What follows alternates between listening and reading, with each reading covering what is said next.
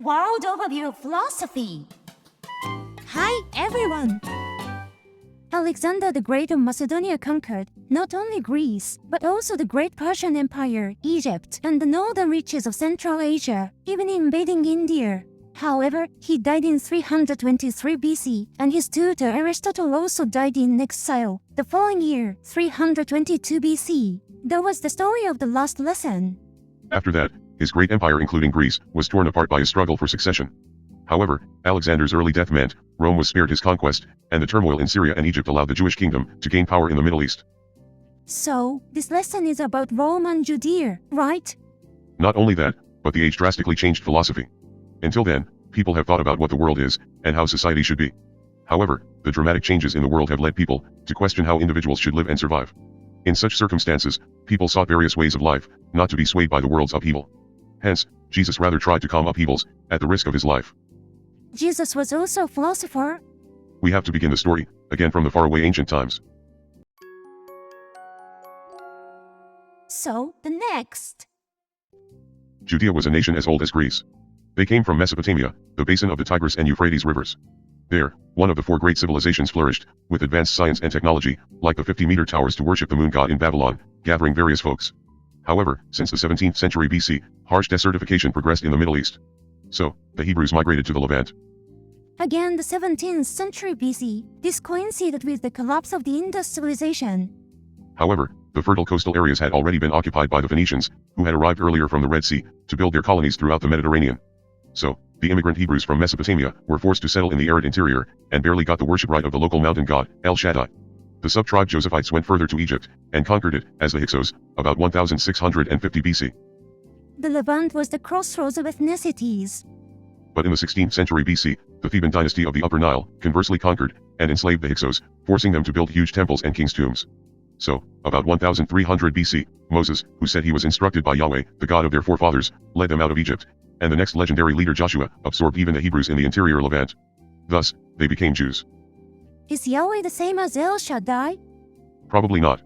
Unlike the legend, many Hebrew sub-tribes in fact, did not join the new nation, the Jews. In the first place, Judaism was a strange religion based on a contract, that, if they worship only Yahweh, Yahweh will protect them as the chosen Jews. That meant, they became the direct people of God, and would never be subordinate to any earthly kings. Although the Hebrews who did not join it, expanded trade, absorbed cultures, and developed considerably, the Jews without a king were disorganized, and stagnated by cultural closure, and repeated internal conflicts. Despite the contract, Yahweh would not have been a good caregiver. So, the next. Even if you melt iron sand, you get just brittle cast iron. However, using bellows to heat the material to a higher 1300 degrees, makes it steel with the carbon content of less than 2%. The technology changed the world, about 1200 BC. Steel transformed, not only weapons, but also carriages and construction, so many countries were destroyed, and new people emerged. The Greeks from the north conquered the Aegean Sea with steel weapons, right? The Greeks expanded even into the Levant, as the Sea People. The Jews also unified as the Israel Kingdom, with King Saul, in 1021 BC, and fought against them. The next King David defeated the Sea People, and the third King Solomon established Oriental despotism, and entered into intermarriage diplomacy with neighboring nations. However, that caused Israel to change to polytheism, so after him, the southern half became independent, as the Judah Kingdom with conservative Judaism. It is difficult to decide whether to be realists or fundamentalists. By the way, Italy was also the crossroads of ethnicities. The Central Europeans lived in the north, as the Etruscans. The Phoenicians occupied the island of Sicily. The Greeks also advanced into the south of the peninsula. In addition, the Aryan Latins migrated from the distant Black Sea to the western coast of the middle of the peninsula. Eventually in 753 BC, unifying some people of the Latins, the Greeks, and the Etruscans, the legendary King Romulus founded the Roman kingdom. Ah, I hear the legend that people who lost the Trojan War fled there. So, the next. The Neo-Assyrian Empire destroyed the northern Israel in 721 BC, and ruled even the southern Judah, with polytheism. The prophet Isaiah insisted on divine purification of pagan things. Following him, the young king Josiah carried out the centralized Deuteronomic reform, for one God, one temple, and one chosen people, in 639 BC. However, Egypt conquered the Judah kingdom. Although the prophet Jeremiah asked for the reforms to continue, Neo-Babylonia destroyed the kingdom, and the people were taken to Babylon, in 578 BC. That's the so-called Babylonian captivity, right? The prophet Ezekiel encouraged the exiles, by saying that, through this suffering, the Jews' sins had been cleansed. Actually, After destroying the Babylonians in 538 BC, the Persian Empire encouraged them to return to Jerusalem to restore trade with Egypt. However, many of the Jews had already been successful in commerce within Persia, and few of them wanted to return. On the other hand, the Roman kingdom was a patchwork of three nations, quarreling over the selection of the king, and eventually shifted to a republic, with 2 consuls and a senate of 300 members, in 509 BC. The following 5th century BC saw the Persian Wars, the Pentacontinental era of Pericles, and the Peloponnesian War centered around Greece. How were the Jews and the Romans? The Jews became an autonomous region, ruled by a Jewish governor appointed by Persia, and hereditary high priests. Although they rebuilt the Jerusalem temple and strengthened their sense of the exclusive chosen people, they were influenced by Persian Zoroastrianism with angels and demons. Moreover, they increased international marriages and polytheistic believers, with the development of global exchange. As well, the Roman Republic continued to expand, by incorporating surrounding powerful clans through war or appeasement. Thus, they became even more multi-ethnic and polytheistic. As the youths who fought as heavy infantry also got a stronger voice, adding to the consuls and the senate, the Republic newly put comitia, assemblies of people. As Cosmopolitans, citizens of the world, they would concern themselves no longer with nationality, race, or religion. So, the next. Let us return to Greece, in the 4th century BC. Although Socrates and Plato called themselves Socrates' successors, their luxurious lifestyles were contrary to Socrates, who did not care about food and clothing, and owned only the minimum. How loftily they talked! They were in fact no different from the vulgar old talk sophists. On the other hand, Antisthenes, a wealthy merchant's son, followed Socrates, gave up all possessions, and practiced a simple life like his master. After Socrates was executed, while Socrates and Plato taught the sons of the wealthy, in their fine schools, Antisthenes preached that only virtue is noble, at Kinosarkuhes, a public exercise ground, named White Dog, and impressed the ordinary people. They were called the Cynics. A disciple, Diogenes, lived in a coffin barrel, literally like a dog, valued autarkeia, self-sufficiency, and called himself a cosmopolitan, belonging to no country. Ah, that's the one Alexander the Great went to meet. Alexander asked him what he wanted, but he replied, "Get out, the sun won't shine on me." Aristotle, Alexander's previous tutor, was also interested in eudaimonia, well-being. He thought that, as long as the characteristic of humans is intelligence, life like a dog is out of the question, but realizing that, intelligence is the significance of living as a human. So, he insisted that, a life of study is the best. However, almost all scholars are ignorant of the world. Hero accompanied Alexander the Great on his campaigns, as a painter. But, after the death of Alexander, he returned home, and spread skepticism, like Gorgias and Socrates. According to him, we cannot know any truth, so epike, stopping judgment, is the only way to get peace of mind without upset, ataraxia. Tired of the chaos that followed the death of Alexander the Great, people accepted his skepticism. He must have seen many shocking realities during the expedition. Epicurus, who was tossed about by the chaos of Alexander's times, studied the philosophy of Democritus, and realized that the world was in fact full of gaps. Therefore, he advocated hedonism, and began living communally with his comrades in Athens. However, not pursuing pleasure, he made his motto, Lautabioses, live in hiding in the gaps of the world, avoiding all troublesome matters, such as politics, working, and romance. What were the Jews and the Romans doing in the 4th century? Ezra and Nehemiah were sent to Jerusalem as the governors, rebuilt the Jerusalem temple, and tried to regulate it with Judaism. But, it was hard to resist internationalization, so the Jews could at most compile the Torah, the first 5 books of the Bible, and after Alexander the Great, they were absorbed into Hellenism. On the other hand, while Greece was fighting among itself, and Alexander was on the expedition to the east, the Romans conquered the northern Etruscans and the southern Greeks. Thus, they expanded their domain, in the Italian peninsula.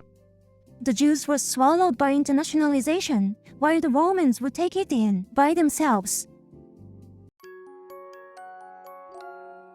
So, the next. The Phoenician merchant Zeno studied under the Cynic school. He developed his own philosophy, and eventually began giving his own lectures, at Stoipoikali, the colored pillar corridor, in Athens, as a Stoic. Like the Cynics, he thought, only virtue was noble, but he did not pursue, nor avoid, ardiaphora, trivial no different things, neither good nor evil, like wealth, fame, beauty, etc. He believed in a rational God, and insisted, it is within ourselves, that gives us unwavering virtue. People would have found the Stoics easier to accept than the eccentric Cynics. It influenced the Greeks and many of the Mediterranean. Macedonian King Antigonus II, especially supported the Stoics, with large donations. In 272 BC, the Romans began a war with the Phoenicians, who had conquered Sicily. In league with Egypt, the Greeks revolted against Macedonia, in 267 BC. The Stoics were evacuated to Rhodes. There, they became tinged by Platonism, and thought, the world should repeat great fires, to return to God. Athens was defeated, and the academy fell into the epoch of skepticism, avoiding any decision. The academy conversely lost the divine dogma of Platonism. The Romans advanced into Greece, and began fighting with Macedonia, in 215 BC. During the wars, Syrian prince Antiochus IV was kept in Rome, as a hostage, but in 175 BC, he was released, and became the king of Syria. He reformed Syria into an advanced Roman universal style, forcing it, even into the Jewish autonomous region. In 167 BC, the house of Maccabees rebelled, and re-established the Judah kingdom. Meanwhile, the Romans defeated the Phoenicians and the Macedonians, controlling everything, from North Africa to the Aegean Sea, by 146 BC. Oh, the international situation was changing dramatically like a domino effect. So, the next. However, as the Romans expanded, they rotted from within. Defeated people by the Roman conquest were sold as slaves. Buying the slaves, and cooperating with the Romans, local celebrities became noble knights, who owned huge plantations, latifundiae. With them, the general governors sent by Rome, respectively formed an independent power, and began to fight among themselves. In addition, in 73 BC, Spartacus led a large-scale revolt, along with many slaves and the poor. Fearing rebellion in Syria and Judea, the Romans reincorporated them as provinces, and appointed foreigners as the general governors, in 64 BC. Everyone was self-centered and didn't care about the state. A Stoicist, Cicero was elected consul in 63 BC, but nobles tried to overthrow the entire Senate. He immediately pursued them, and was given the title of father of the country. However, young ambitious Caesar, Pompey, and Crassus condemned Cicero's procedural flaws, and persuaded the Senate to divide the Roman Republic into thirds, Gaul, Spain, and Syria, in 60 BC. Villains will do anything for their own interests. Cicero left Rome, and wrote a dialogue, De Republica, about public issues, against Plato. In it, he argues that the human mission is to do the best on earth, even if that is pointless and impossible. Also, against Plato, who regarded thummerzen, or wonder as the arcade for philosophy, he instead sought, nihil admirari, to make himself astonished at nothing, for peace of mind, ataraxia, after the Pythagoreans, met thummerzen. However, when Crassus was killed in battle, Caesar assassinated Pompey, and Caesar was also killed in the Senate. Cicero was suspected of being the mastermind behind it all, and was driven to suicide, in 43 BC. Did Cicero really do it? I guess the bad guys just destroyed themselves. So, the next. In Judea, the son of the foreign general governor, Herod, became the king, in 37 BC. In Rome, Octavianus defeated Egypt, and became the first emperor, in 27 BC. Herod the Great had 7 sons, but they didn't get along. So, after he died in 4 BC, the kingdom fell into chaos. On the other hand, Octavianus had no child, so his wife's stepson, Tiberius, succeeded him, in 14 CE. However, disgusted by the selfish Senate and ambitious politicians, Tiberius retired to Capri, in 26 CE. Things won't go well, whether they have a successor or not. In this political vacuum, the Jews were divided into the Sadducees, Pharisees, and Essenes. The Sadducees were upper-class realists, who sought cooperation with the Romans, while the Pharisees were popular fundamentalists, who demanded independence. The Essenes disliked conflict, and founded their own new cult, in the wilderness. Besides them, the Zealots planned an armed struggle against Rome. For ordinary people, who don't know their place in the world, the internationalists appear to be traitors. In this confusing situation, John the Baptist started preaching, in 28 CE. According to him, God will soon impose the fire baptism, to choose people again. Therefore, to prepare for it, we should first purify the past with water, and convert ourselves to the future. He also criticized the remarriage of a daughter of the house of Maccabees, with Herod Antipas, and he was beheaded. It was a continuation of Stoic pragmatism of roles, into the Jewish prophetic tradition in the threat of the war against Rome. Then, Jesus, a disciple or cousin of John, began his missionary work. His ideas were summarized in the Sermon on the Mount. It consisted of 3 points: the Gospel's paradox, the Torah's thoroughness, and the analogy of God and human. First, the paradox of the Gospel is the good news, that the unfortunate are blessed. He says that God is always with the poor, the sick, and the lonely, and they will surely be rewarded in heaven. Also, the thoroughness of the Torah means that we should not be content with just following the letters of the Torah, but should act according to God's intention in it. And the analogy of God and humans is that if you save others, God will also save you. The idea is that the more unfortunate a person is, the more they understand God's will, so they can carry it out on God's behalf, right? Furthermore, if by their behavior, everyone recalls God and does the same, God's work would be accomplished without him. Thus, Jesus replaced a religion depending on God, with an active one. This God-centered way of life stands in contrast to cynics, skeptics, hedonists, and Stoics, who alienate others, and only care about their own well-being.